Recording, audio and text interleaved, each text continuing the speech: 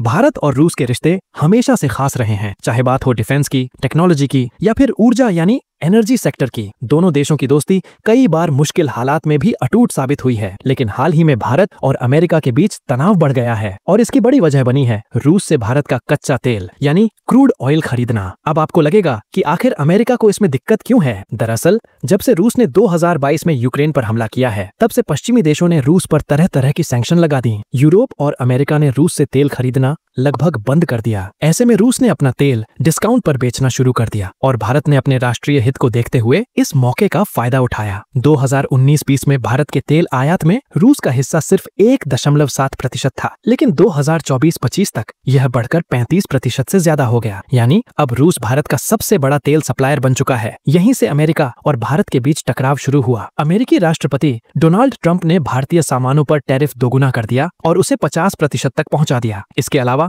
रूस से तेल खरीदने की वजह से भारत पर 25% अतिरिक्त ड्यूटी भी लगा दी गई। लेकिन इसी बीच रूस ने साफ कहा है कि वह भारत को अकेला नहीं छोड़ेगा। रूस के राजनयिक रोमन बाबुश्किन ने कहा कि रूस के पास स्पेशल मैकेनिज्म है जिससे वह भारत की हर मुश्किल का समाधान ढूंढ लेगा। उन्होंने साफ कहा कि अमेरिका का दबाव अनुचित है और इस तरह के सैंक्शन पूरी दुनिया की आर्थिक स्थिरता और ऊर्जा सुरक्षा के लिए खतरा है। बाबुश्किन ने भरोसा दिलाया कि भारत और रूस के बीच ऊर्जा सहयोग लगातार आगे बढ़ेगा और कोई भी बाहरी दबाव इसे रोक नहीं पाएगा। इतना ही नहीं, बाबुश्किन ने यह भी बताया कि प्रधानमंत्री नरेंद्र मोदी ने जो नया एयर डिफेंस सिस्टम सुदर्शन चक्र घोषित किया है, उसमें रूस भी पार्टनर होगा। यानी आने वाले समय में भारत की हवाई सुरक्षा में भी रूसी तकनीक अहम भूमिका निभाने वाली है। इसके अलावा उन्होंने कहा कि भारत को मिले रूस के S-400 एयर डिफेंस सिस्टम ने मई 2025 में पाकिस्तान के साथ हुई झड़पों में अहम काम किया और यही भरोसा दिखाता है कि भारत रूस की रक्षा साझेदारी कितनी मजबूत है। अब अगर हम अमेरिकी रुख देखें तो यह साफ है कि अमेरिका भारत पर लगातार दबाव बना रहा है। अमेरिका ने चेतावनी दी है कि अगर भारत रूसी तेल खरीदना बंद नहीं करता तो सेकेंडरी टैरिफ भी लगाए जा सकते हैं। लेकिन दिलचस्प बात यह है कि चीन,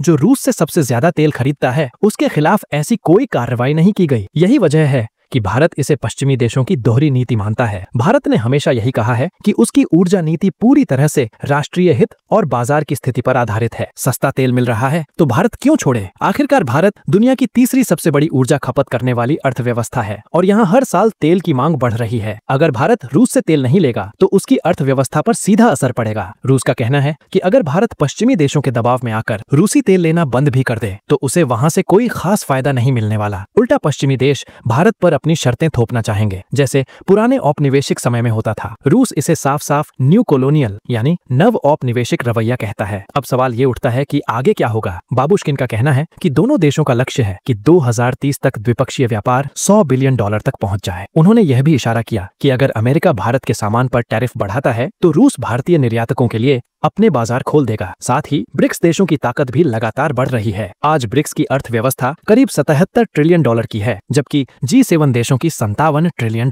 इसका मतलब है कि आने वाले समय में भारत रूस जैसे देश मिलकर पश्चिमी देशों के मुकाबले एक नई आर्थिक शक्ति बना सकते हैं। कुल मिलाकर तस्वीर साफ है। अमेरिका भारत पर दबाव डाल रहा है, लेकिन रूस मजबूती से भारत के साथ खड़ा है। भारत की ऊर्जा जरूरतें लगातार बढ़ रही हैं और सस्ता रूसी तेल उसके लिए सबसे बेहतर विकल्प है। दूसरी तरफ डिफेंस सेक्टर में भी रूस भारत का सबसे भरोसेमंद पार्टनर बना हुआ है। यही वजह है कि हर चुनौती के बावजूद भारत रूस की दोस्ती और गहरी होती जा रही है।